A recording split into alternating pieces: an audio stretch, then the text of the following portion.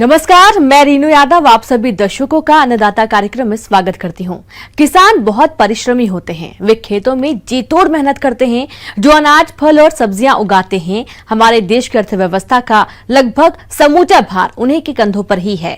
ऐसे ही भारतीय किसानों को खेती बाड़ी से जुड़ी बहुत सी नई, रोचक और लाभकारी जानकारियां देने के लिए हर रोज सुबह हम आपके साथ आते हैं। तो चलिए कार्यक्रम शुरू करने से पहले देखते हैं क्या है आज के अन्नदाता में। कैसे करें फसलों में सफेद लट कीट का नियंत्रण। अच्छी फलत लेने के लिए करें आम के बाग में जरूरी कार्य।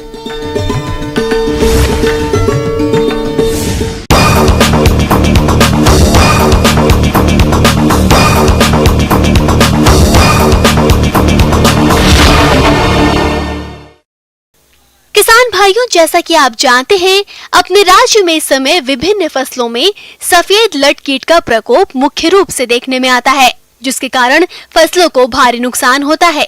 आइए मिलते हैं ऐसे ही सफेद लट से परेशान किसानों से।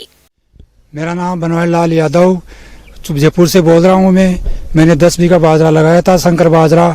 इसमें कीड़ा पीड़ा हो रहा है। पीड़ा हो के हमने बोझा उखाड़ के देखा तो इसमें नीचे लट लग रही है। तो इसकी जड़ें क्या है, वो लट पूरी लट खा गई और हमारा बाजरा के पौधे नष्ट होते जा रहे हैं। तो इसमें 1-1.5 बीघा बाजरा तो इसमें 10 बीघा में खाली हो गया और बाकी बाजरा भी सीधा जा रहा है। तो डॉक्टर साहब से निवेदन है कि हमें लट की दवाई बताए और हम इस बाजरा को सुरक्षित बचा सके, नहीं तो हमारी पूरी फसल बाजरे की 10 बीघा बाजरे की नष्ट हो जाएगी और इसमें काफ़ी हमारे नुकसान हो रहा है। तो हमें 6-7 बीघा भी हमारा रह जाएगा तो हमें इसे लाभ होगा, नहीं तो हमारी फसल नष्ट हो जाएगी। तो इस नुकसान को देखते हुए जरूरी हो जाता है कि आप समय पर इस कीट के नियंत्रण के लिए जरूरी उपायों को अपनाएं। तो किस प्रकार से करें सफेद लट का नियंत्रण, इसके लिए देखिए हमारी ये खास रिपोर्ट।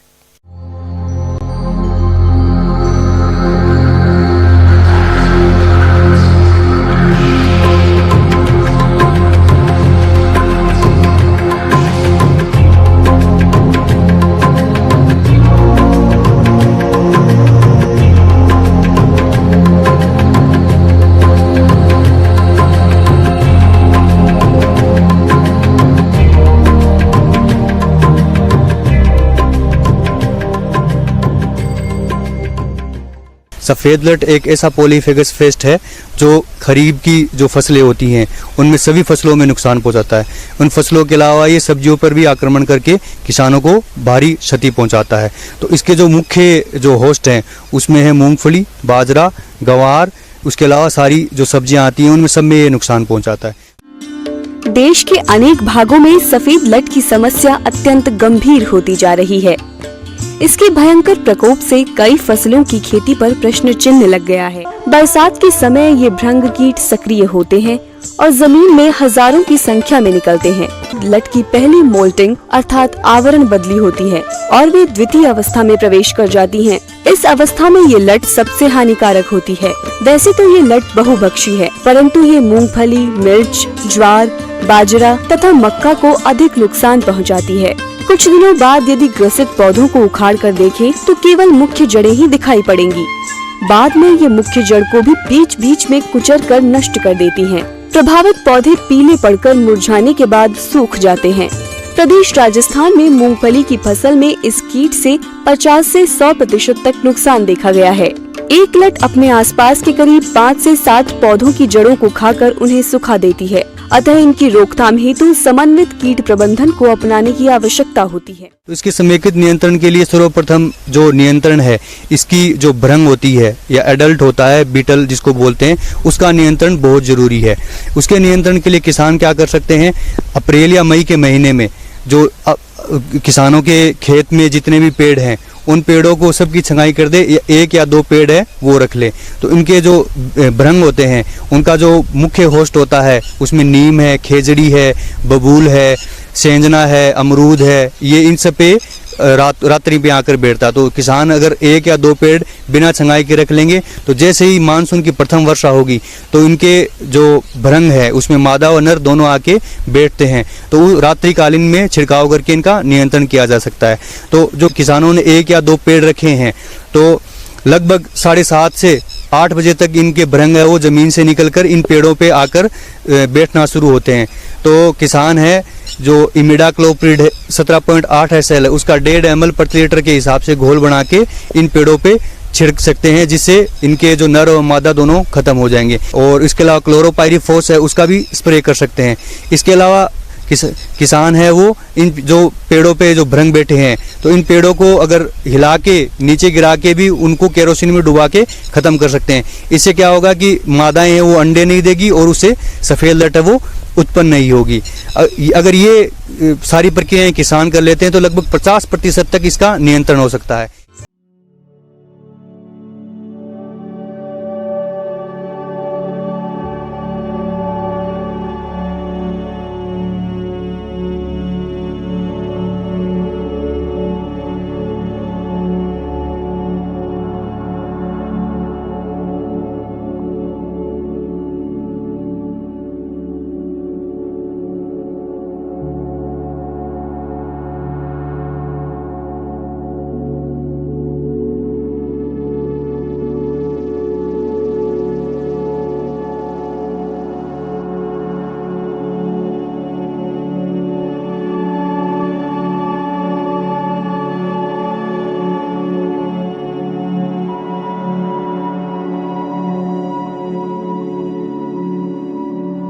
इसके अलावा किसान क्या कर सकते हैं, जो फिरोमोन ट्रैप है उनका इस्तेमाल कर सकते हैं। खरीफ जो सीजन है उसमें जब भी बुआई करते हैं वो तो बीजोपचार जरूर करें। बीजोपचार करने के लिए मूंगफली में आप इमिडाक्लोप्रिड 17.8 SL उसका 3 ml प्रति किलोग्राम के हिसाब से बीजोपचार कर सकते हैं। इसके अलावा क्लोथाइनेडीन है 50 WG आता है उसका लगभग 2 ग्राम प्रति किलोग्राम बीज के हिसाब से उपचारित कर सकते हैं। इसके अलावा इमिडाक्लोप्रिड 600 FS है उसका 6.5 ml प्रति किलोग्राम के हिसाब से आप बीजोपचार कर सकते हैं। ये सब करने के बाद में भी कई बार क्या होता है किसानों की जो फसलें हैं उसमें व्हाइट ग्रब है वो जो लट है सफ़ेद लट है वो नुकसान पहुंचाना शुरू कर देती है। तो किसानों को उससे बचने के लिए मानसून आने के लगभग 21 दिन तक उनकी आक्रामकता कैसी है उसके हिसाब से खड़ी फसल में सिंचाई के साथ अलग अलग जो रसायन है उनका इस्तेमाल कर सकते हैं। तो उन रसायनों में सर्वप्रथम जो रसायन है वो इमिडाक्लोप्रिड 17.8 SL है उसका 300 ml प्रति हेक्टेयर के हिसाब से वो सिंचाई में इस्तेमाल कर सकते हैं, या मिट्टी में मिलाकर भुरकाव करके और ऊपर से भी पानी चला सकते हैं, या बारिश का उपयोग भी कर सकते हैं। इमिडाक्लोप्रिड के बाद में जो दूसरा रसायन है उसमें आता है क्लोरोपाइरीफॉस 20 cc वो 4 लीटर प्रति हेक्टेयर के हिसाब से इस्तेमाल कर सकते हैं, या फिर क्विनोलफॉस 25 cc उसका भी 4 लीटर प्रति हेक्टेयर के हिसाब से किसान इस्तेमाल कर सकते हैं। उसको मिट्टी में मिला के भी भुरकाव कर सकते हैं, या फिर अगर उनके पास में सिंचाई का स्रोत है तो सिंचाई के साथ भी इनका उपयोग कर सकते हैं। किसान भाइयों, अभी तक आपने खेती से जुड़ी हुई कुछ उपयोगी जानकारियां देखी हैं। अब लेते हैं एक छोटा सा ब्रेक, जल्द ही लौटेंगे। कार्यक्रम में आगे भी है खेती बाड़ी से जुड़ी हुई बहुत सी महत्वपूर्ण जानकारियां, तो बने रहिए हमारे साथ। ब्रेक के बाद आप सभी दर्शकों का अन्नदाता में स्वागत है। चलिए अब रुख करते हैं अगली कड़ी की ओर।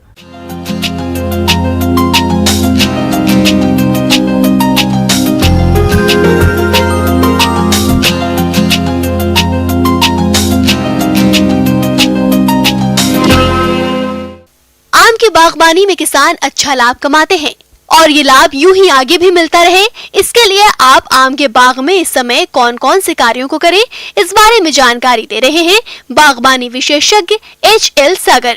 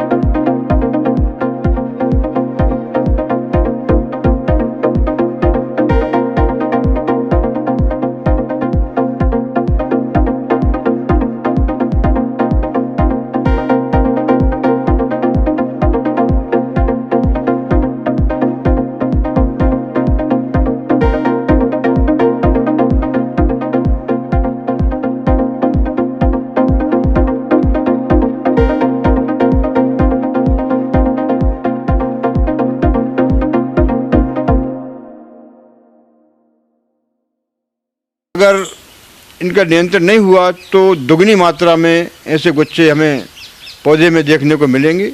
एक समय ऐसा आएगा कि पूरे बगीचे में इसका आक्रमण हो जाएगा, तो ऐसे गुच्छों को निकालना नितांत आवश्यक है। किसान भाइयों, उम्मीद है कि आप इन सब चीज़ों का प्रबंधन अपने बगीचों में करके अधिक से अधिक उत्पादन लेंगे। आगे और भी खेती बाड़ी से जुड़ी बहुत सी रोचक जानकारियां, पर यहाँ पर रुकेंगे एक और छोटे से ब्रेक के लिए। जल्द हाजिर होते हैं। ब्रेक के बाद एक बार फिर से आप सभी दर्शकों का अन्नदाता कार्यक्रम में स्वागत है। बढ़ते हैं अगली प्रस्तुति की ओर।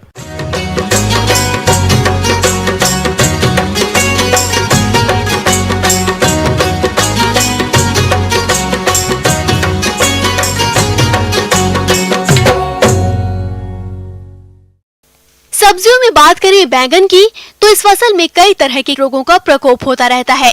यदि समय रहते नियंत्रण के उपायों को नहीं अपनाया गया तो फसल में भारी नुकसान हो सकता है। तो आप बैंगन की फसल में रोगों का नियंत्रण किस तरह से करें, इसके लिए देखिए हमारी ये खास रिपोर्ट।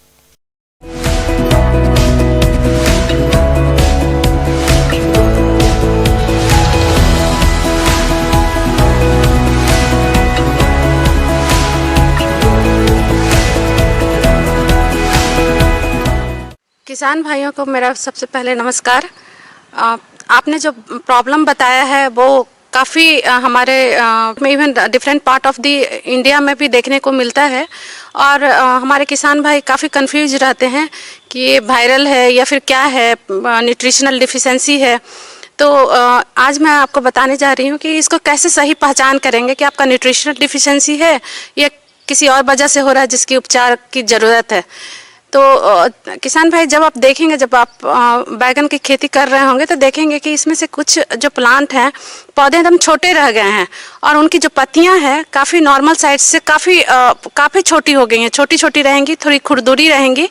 और इसमें क्या होता है कि जब फूल होने लगती हैं तो एक्सिलरी बर्ड जिसको बोलते हैं, नीचे वाली जो ब्रांचेज होती है काफ़ी मात्रा में आती है, जो कि नॉर्मल में नहीं आती है, और प्लांट आपकी बौना दिखेगी। उसमें इंटरनोडल डिस्टेंस कम जाती है और पूरे बूसी अपीयरेंस, जैसे झाड़ू जैसा अपीयरेंस आपको देगी। और देखिएगा कि इस पर इन जनरल यदि शुरू में अटैक हुआ है इस बीमारी का, तो देखिएगा कि वहाँ पे आपकी जो फूल और फल लगने की मात्रा है वो काफ़ी घट गई है या तो फिर नहीं आती है। तो इससे काफ़ी लॉस होता है, जो आपको मिलना चाहिए वो नहीं होता है। किसान भाइयों, रोग के लक्षणों को जानने के बाद अब बारी आती है इस रोग की रोकथाम की। तो इसके लिए किसान कौन कौन से उपायों को अपनाएं, आइए जानते हैं। क्या होता है कि ये जो बीमारी होती है माइकोप्लाज्मा से फैलती है, तो आपको उसके लिए उपचार करना होगा, क्योंकि एक टाइप की बीमारी है। तो उसके लिए उपचार के लिए आप सबसे पहले क्या कीजिए कि ये जो होता है कि लीफ हॉपर से इंसेक्ट होती है, कीड़ा होती है, उससे फैलती है, तो उसका कंट्रोल करना बहुत ज़रूरी है, लीफ हॉपर का। तो इनिशियल कंडीशन में, जैसे कि 1-2 प्लांट आप देख रहे हैं, तो सबसे पहले क्या कीजिए कि जैसे ही आपको इस तरह की पौधे मिल रही है खेत में, तो उसको उखाड़ के और ज़मीन के अंदर गाड़ दीजिए। नहीं तो आप ऐसे उखाड़ के और फेंक देंगे। इन जनरल मैं देखती हूँ कि किसान भाई ऐसे उखाड़ते हैं और बगल के प्लॉट में फेंक दिए, तो क्या होता है, वो मक्खी से, वो लीफ हॉपर से फैलती है, तो लीफ हॉपर फिर और आप के प्लांट को इन्फेक्ट कर देंगे। तो सबसे पहले उसको उखाड़िए और ज़मीन के अंदर गाड़ दीजिए।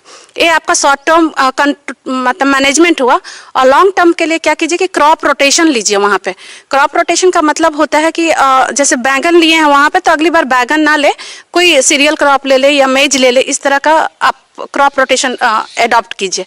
दूसरी है कि आप का वहाँ पे जो खेत की आसपास की में जो जंगली घासें हैं, बीट्स हैं, उसको आप अच्छे से निकाल दीजिए, उसको अच्छे से मैनेजमेंट कीजिए। ये नहीं कि अपनी खेत की सफाई कर ली और अगर बगल पूरे गंदे रखें, तो उससे भी बीमारियां फैलती है। वो है जो कि लीफ हॉपर को होस्ट देती है। तो हम अपने आसपास की एरिया को साफ रखेंगे तो हमारे खेत में ऑटोमेटिक बीमारियां कम आएगी। और एक आप और चीज़ कर सकते हैं कि आप जो ग्रो कर रहे हैं, आप देख रहे हैं कि बार बार ये बीमारियां आ रही है, तो आप रेजिस्टेंट वेराइटी जो कि सही रोगों से सहिष्णुत है, उनको आप टॉलरेंट वेराइटी को आप ले सकते हैं। जैसे कि पंथ, ऋतुराज है या BB7 है, ये सब वेराइटियाँ हैं। कुछ जो एरिया में है, आप उस एरिया के रेजिस्टेंट वेराइटी को सिलेक्ट कीजिए। वहाँ के स्टेट में जाके पता कीजिए कि यहाँ की रेजिस्टेंट वेराइटियाँ क्या हैं, क्योंकि ये वैरी करता है स्टेट टू स्टेट। तो आप इसके अकॉर्डिंग आप अपना सिलेक्ट कर लीजिए। तो इस तरह के यदि उपाय कीजिएगा तो आप इस रोगों से निदान प्राप्त कर सकते हैं। रासायनिक दवाओं का प्रयोग करने से पहले तैयार फलों की तोड़ाई कर लें। इसके बाद दवाओं का छिड़काव करें।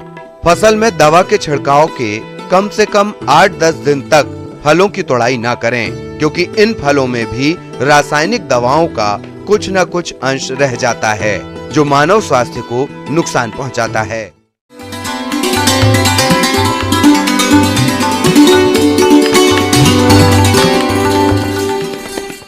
अन्नदाता हेल्पलाइन निःशुल्क फोन संपर्क सेवा के माध्यम से आपके द्वारा पूछे गए प्रश्नों में से 1 या 2 महत्वपूर्ण प्रश्न को हम अपने कार्यक्रम में शामिल करते हैं और इसी के तहत आज का चयनित प्रश्न और उसका जवाब इस प्रकार है। आज की अन्नदाता हेल्पलाइन में हमने जिस प्रश्न को शामिल किया है उसे पूछा है झालरापाटन जिला झालावाड़ के गिरधारी सिंह ने। आपने झरबेरा की फसल में किए जाने वाले जरूरी कार्यों पर जानकारी चाहिए है, तो इसके लिए देखिए कार्यक्रम का यह अंश।